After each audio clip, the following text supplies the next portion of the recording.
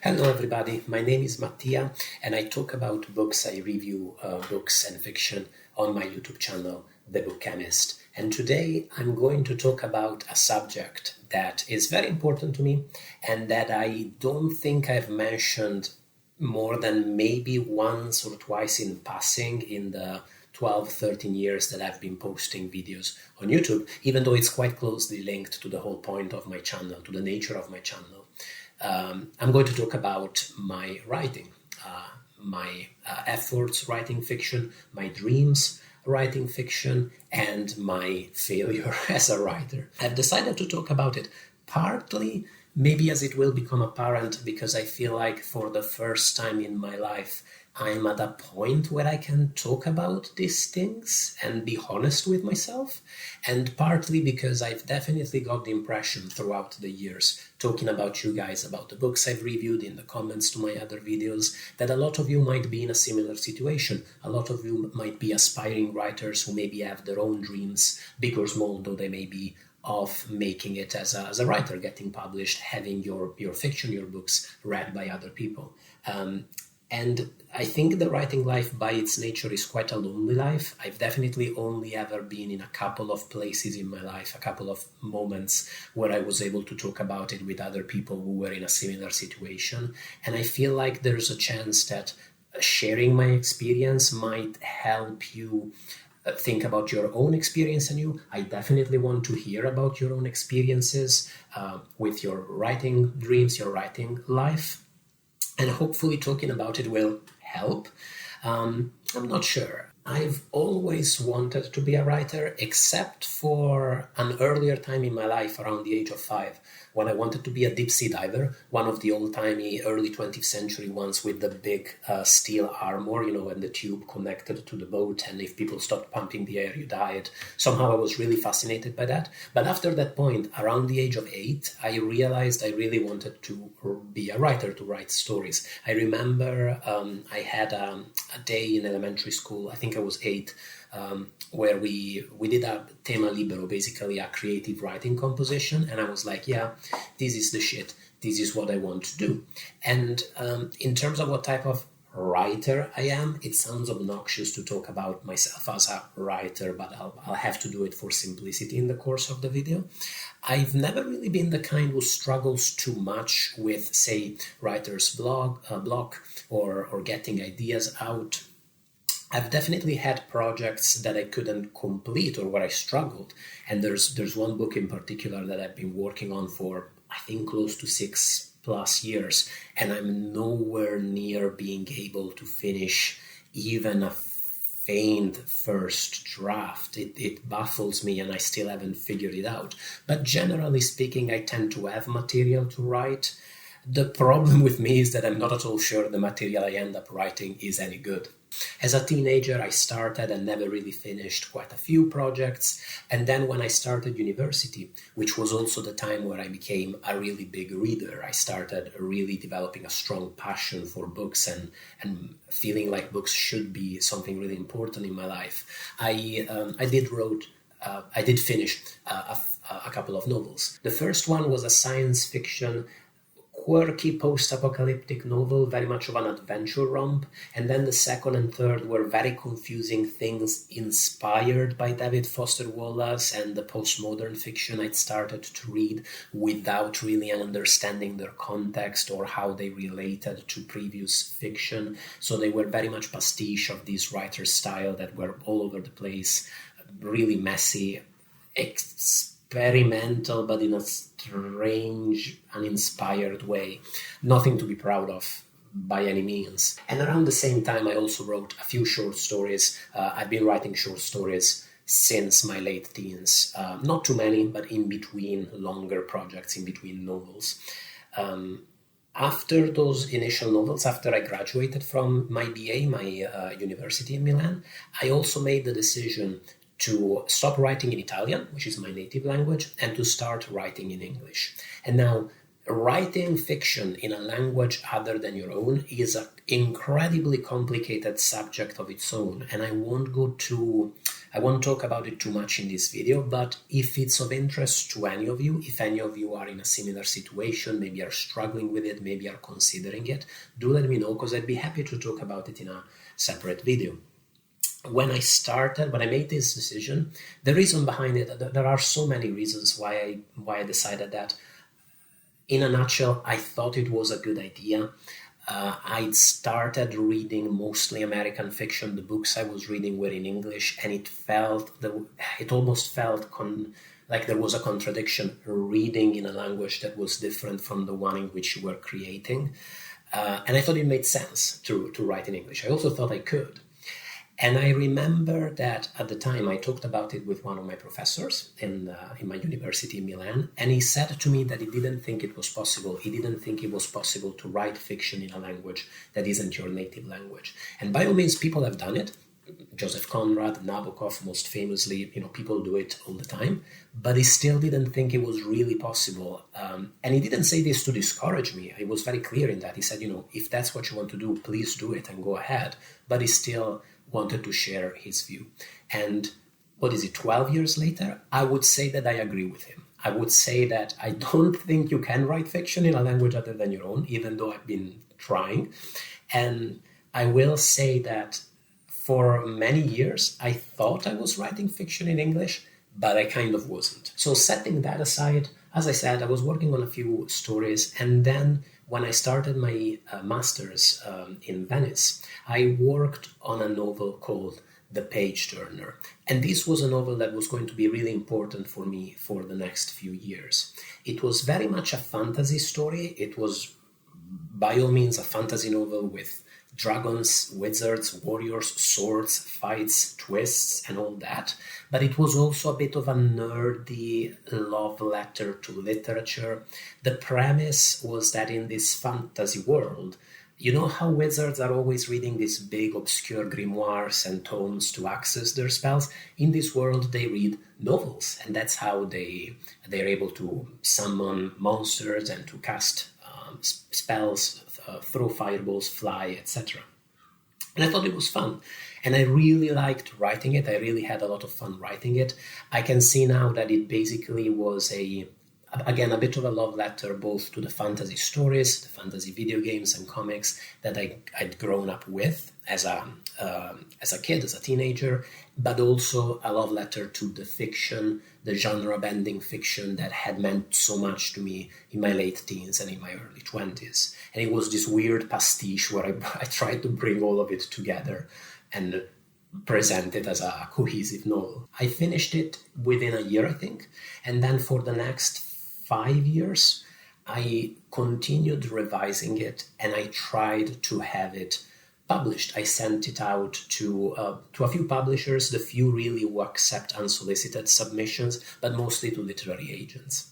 And a strange process occurred in the course of revising the novel. I guess, if nothing else, it taught me what editing really means. With earlier works, I thought that revising a novel simply meant that once you were done, you read it once to check for typos, whereas it taught me that revision is really where writing happens and really where you take what you've created, polish it, turn it into what it would be the final product. Not that, as they say, art is never finished, only abandoned, or I'm botching the quote, but you know what it means.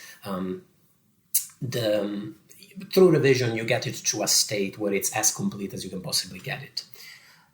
Every time I revised the novel, I cooled off a little bit. When I first wrote it, I thought it was the best. I thought it was an amazing fantasy novel. It was engrossing, it was smart, it was cool. And then when I looked at it again, I realized, okay, this is a little crappy. Some of the plot twists don't make sense. Some of the characters are really wooden. Certainly the language is all over the place. Certainly the style is not particularly enticing. But at the same time, as I realized its limitations, I also realized what I could do to improve on them. So that it was this weird process where with every revision, my opinion of the novel maybe was lowered a little bit, but I also thought that I was making it stronger. As I said, after every revision or two, I would also send the novel out, send it to literary agents, and a process started then that has been going on since. Really, the last instance of what I'm about to describe happened last year. And this process has been a bit of the bane of my writing life, really. And what happened was that I heard back from a couple of literary agents, not many by any means, but one or two, who were quite enthusiastic about the query I'd send them. They were like, oh, I really enjoyed your query, really enjoyed your sample chapters. Send me the full novel and I'll get back to you. And that means nothing. If a literary agent asks you for your full manuscript, it really means nothing. There are still about 40 steps still between you and publication, let alone any type of success. But for a, insecure / self-obsessed young man such as myself with such ambitious writing dreams, when these agents asked me for a full manuscript, what I heard was, so you want me to prepare my Pulitzer Prize acceptance speech? I thought I'd made it. I thought, oh man, I'm going to be a published author. I'm going to be successful. People are going to read my novel. I'm going to be a writer as a profession. It'll be my living. I'm going to meet all my literary heroes. I thought I'd made it. And I didn't make it. Spoiler alert, I really didn't. What happened was that once or twice, I would hear back from these agents, maybe after a month, maybe a couple months, saying, read the novel, it's not for me, I can't sell it, sorry. But more frequently, I would never hear back. I would maybe query them after a couple of months saying, have you read the book? What did you think? And they would reply saying, oh yeah, I've just been busy, but I'm really excited to read it. I will get back to you in a couple of weeks. They never got back to me in a couple of weeks. And just never heard back from them again, which is shitty. But working in an editorial capacity as my day job, although in a very different field in academic publishing, not hearing back about your submission, what else is new? It's fairly common. It's very common in the world of publishing. It's still shitty, but it is what it is. But what that meant is that I went through this terrible emotional roller coaster where after the manuscript was requested, I would feel really over the moon for a few days, a few weeks. I would feel like all my dreams were about to come true. And then as the weeks passed, I felt a little bit more stable, a little bit more in control, thinking, okay, let's see what happens. Maybe I should cool off. But at the same time, really hoping against all hope that my dreams were about to become a reality. I was about to hear back with great news. And then slowly but steadily losing your irrational belief that you're ever going to hear back from this person and feeling really disappointed and really bitter. And that it's a process, being in this weird limbo, not even being rejected, but just being forgotten. I think it's part of the process. It's been hard. At times it left me feeling really bitter. It's hard. It's something you have to get used to it. I don't go on so high on the emotional roller coaster or so low these days when it happens, but I still kind of go on it. I think it's slightly inevitable. Anyway, I kept working on the page turner for, again, 5 years, constantly revising it, sending it out. And when I say constantly revising it, I mean a couple hours every day. Maybe not every day, but at least half an hour to an hour almost every day. So it's a constant presence in your life. It's something that you put a lot of work and a lot of effort into. And eventually I realized, okay, this is not something that's going to get published. It's not something that's going to make it out there. And I focused on a novel that I've been working on for a while, really focused on it. This one was more of a Lovecraftian story about kids growing up in Monza, my hometown in northern Italy. A little bit of an It by Stephen King sort of book, but with the supernatural elements very much on the background rather than on the forefront of the novel. A book about the strong friendship between these kids and the way this friendship collapsed when they became adults. I thought it was cool. I thought it had potential. The same process happened. I spent a few years on it, kept revising it, sent it out, got my hopes up a couple times, not many times, but a couple times. Didn't happen. And since then, the same has been happening with a couple other novels that I've since written. Although these novels, the novels I've written in more recent years, feel to me like they're maybe They tend to be quirky stories about these northern Italian families where something a little weird and potentially supernatural happens, but it's a little unclear. They're imitation Jennifer Egan, Jonathan Lethem. They're in the vein of the authors that I love. And what I'm trying to say is, if the fantasy saga and the It imitation didn't really appeal to any literary agent, I'm really not sure that these more recent family novels are going to be of interest to anybody. And I guess that takes me to maybe one of the conclusions that I've reached, which is that I'm not sure what I write is the kind of stuff that really is going to make it with a literary agent or a publisher. You never know. Maybe something I'll finish 2 years, 5 years, 10 years down the line. I'll send it to an agent. They like it. It will get published. But I've kind of started to realize that the world of publishing works differently than what I expected when I was younger. I thought it was this binary world where either you made it, you got successful because you were great at writing, or you weren't good, your book was crap, you didn't get published. I don't think that's the case. I think there are tons of books out there which are going to be good to the writer, are going to be great to a lot of readers, but are just not the type of book that publishers are interested in publishing. There isn't a market for them. That's not some big conspiracy. It's just the way the world works. There's really nothing to it, nothing weird about it. It's just the nature of these things. And I strongly suspect what I write might fall a little bit on that spectrum.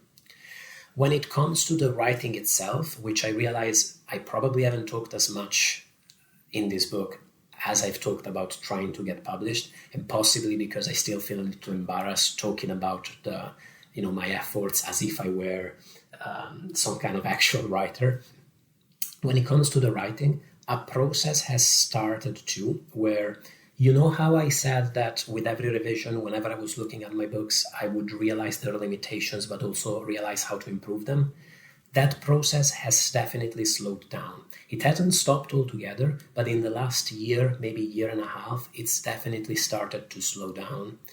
I feel like now I kind of know what my style is, what the type of books that I write are, where I should try and limit my more ambitious tendencies and where I can maybe be a bit freer. For instance, I really like a fancy sentence. I really like a twisty turn of phrase. And I've kind of started to understand where these complicated sentences are just incomprehensible and just make the paragraph break down, and when I can pull them off. Mostly depending on how I like them, because ultimately I'm the only audience for these books. I'm the one writing them and reading and rereading them. It's gonna sound a bit movie of the week, but ultimately you realize that the importance when you create these things is that you enjoy them and you have fun with them. I really have fun revising my novels, because it's a little bit as if you've created a model train station, a model railway line, and you just play with all the characters in the train station. You already have it there. You just move them around and you make them play, and you inhabit that little world that you've created with your words, and it's fun, even if no one is gonna read it. I'm not saying that the bitterness isn't there. I'm not saying that I'm completely zen and I've renounced all earthly possessions or anything like that. I do still feel bitter sometimes. You think about all the effort, all the work you've put into these books. You think that no one's gonna read them. It's not nice. I think ultimately we all, when we work on a novel, wish that it ended up being read by tons of readers, dozens, thousands of readers. But it's the nature of things, and it's the nature of the game, I guess. I guess I'm just trying to explain the place I'm at in my journey as a writer at the moment. And it changes from day to day. The other night I had a dream where I was 18 and none of my books had been published yet, and I felt really disappointed and really very much like a failure. And then I woke up and I was 33. That was a difficult morning. It is what it is, really. I guess the big subject I haven't talked about is self-publishing.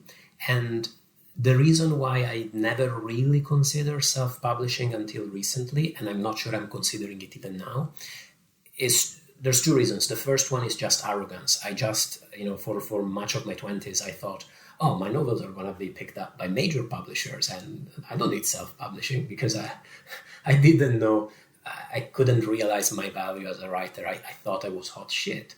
And the other side of the equation is that as a person in general, I really always struggle to assess my own value. And I wouldn't want to put something out there that I wasn't sure was good. And going through a publisher was almost a bit of a validation. Somebody had read the book and thought it was good enough to print it, or at least, put it out there for the world.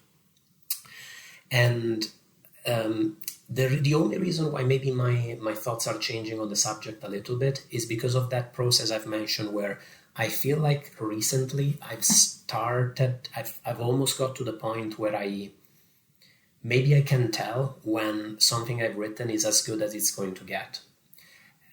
I've been able to assess it, and so I might be a little bit more confident putting it out there. In part of that is also because some of the stories I've been writing have been published in recent years. A handful of them have made it into literary magazines. I'll link one or two out in the description box just in case you're interested. Obviously, if you end up reading them, I'm really grateful. Another thing I've been experimenting with this year is actually going back to writing in Italian, which has been fun. It's been interesting. It feels like going back 10 years.